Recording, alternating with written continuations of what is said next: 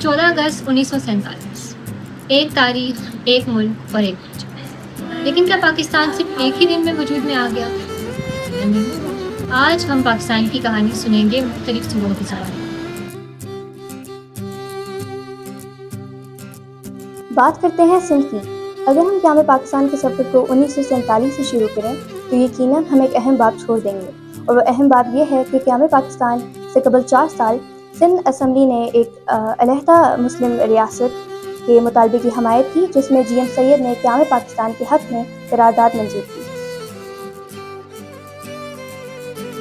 اب بات کرتے ہیں اس زمین کی جس کے بغیر پاکستان کا جغرافیہ تصور کرنا بھی مشکل تھا۔ 1947 میں پنجاب کی حکومت آسان نہ تھی۔ 23 جون کی ووٹنگ کے نتیجے میں ریڈ کلف باؤنڈری کمیشن بنا اور مغربی پنجاب پاکستان کے حصے میں آیا۔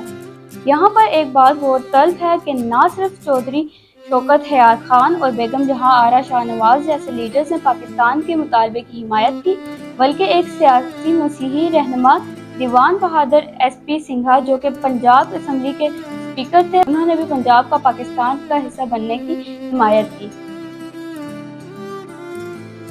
اب آتے ہیں خیبر پختونخوا کی طرف، جس کا پہلا نام نارتھ ویسٹ فرنٹیئر پروونس تھا۔ یہاں پاکستان کے قیام کا فیصلہ ایک اہم ریفرنڈم کے طور پر سامنے آیا، جس میں پاکستان کی عوام نے پاکستان کے حق میں فیصلہ کیا۔ لیکن یاد رہے اس فیصلے کے پیچھے صرف ایک ووٹ نہیں بلکہ عوامی اور سیاسی جدوجہد بھی تھی۔ خان عبدالقیوم خان نے پاکستان کے لیے سیاسی میدان میں بہت جدوجہد کی، جبکہ پیر آف مانکی شریف نے اپنی مذہبی اور سماجی اثر و رسوخ کے ذریعے لوگوں کو پاکستان کے حق میں متحد کیا۔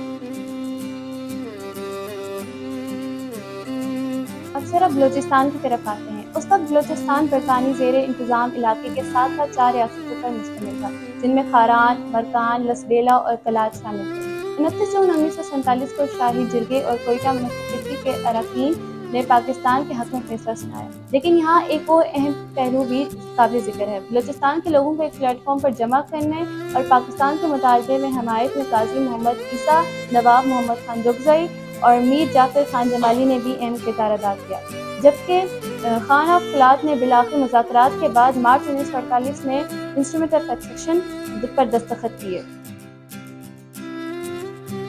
اب ایک ایسے باب کا ذکر کرتے ہیں جس کا تذکرہ پاکستان کی تاریخ میں نہایت جذبات کے ساتھ کیا جاتا ہے۔ جموں کشمیر 19 جولائی 1947 کو آل جموں کشمیر مسلم کانفرنس کے اجلاس میں پاکستان کے ساتھ الحاق کی قرارداد منظور کی گئی۔ اس اجلاس کی صدارت چودھری غلام عباس نے کی، جبکہ سردار محمد ابراہیم خان نے بھی اس سیاسی جدوجہد میں اہم کردار ادا کیا۔